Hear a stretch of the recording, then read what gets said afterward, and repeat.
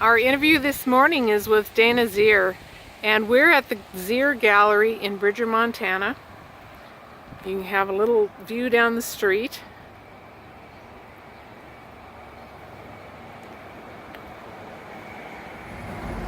So we're going to go in and say hi to Dana.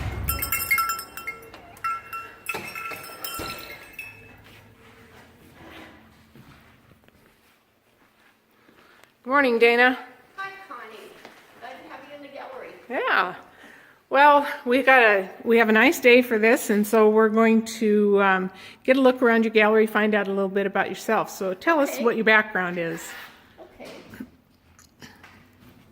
Well, I grew up in Montana and went to school at Montana State in both Bozeman and Billings, and got a master's in at Purdue in Indiana. And I taught there for about 15 years total with 3 different schools. So you have some experience, and tell us a little bit about where you started with your art. Explain a little bit about your concepts. Okay. Well, I always drew, and when I started painting, it was a lot more abstract. And that's this piece up here with the... Yes, this is one of them. And I like to paint large, so I had several of these.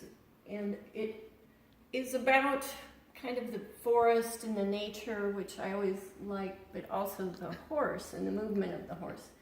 So if you look at the piece, you can see all the squiggly yellow lines, which I was trying to capture energy and movement.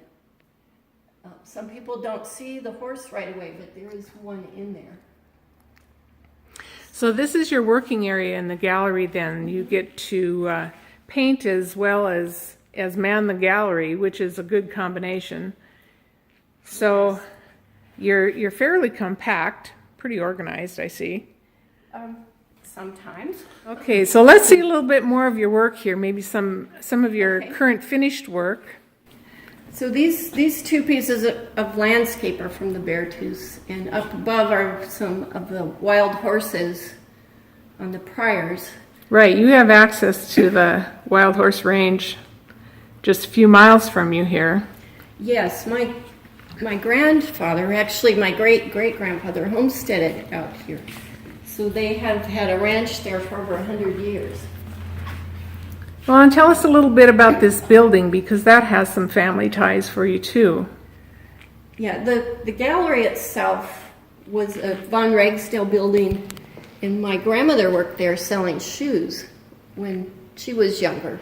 Then my dad, when he was probably 12 or 14, put clothing tags on the clothes in the store. And my cousin worked here when it was a hardware store. So when we moved back to Montana, it became available and we purchased it. So I have a big gallery and a very tiny living space in the back.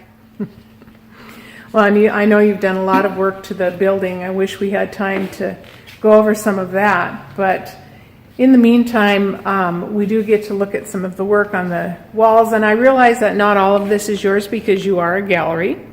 Mm-hmm. And so we'll try to get mostly yours in here, but it is really such a nice arrangement. You have a show up right now that is titled...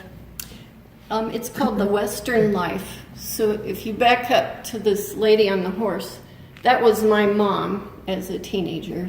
Ah. And the man roping is my dad. He's out at our homestead ranch with Pryor Mountain in the background.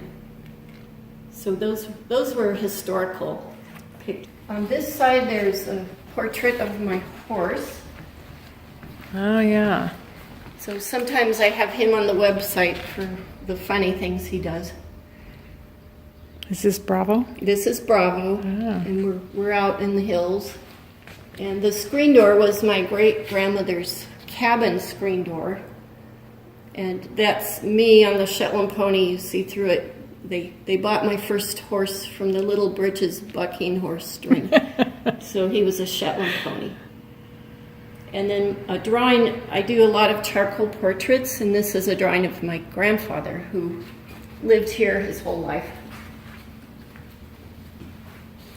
I love art history, so there are a lot of historical painters that I like. And probably Cezanne, just because of the marks he made. C.W. Mundy for contemporary. He's more impressionist landscape, but just really good with loose edges, lost and found edges. I do like Clyde Aspavet. There's so many artists I could name. The list could go on and on. And you had a chance to study with C.W. Mundy, did you not? Yes. Yes. Yes. Right. Very nice. One last question. What sort of parting information would you have for new artists? I guess I would tell them not to give up.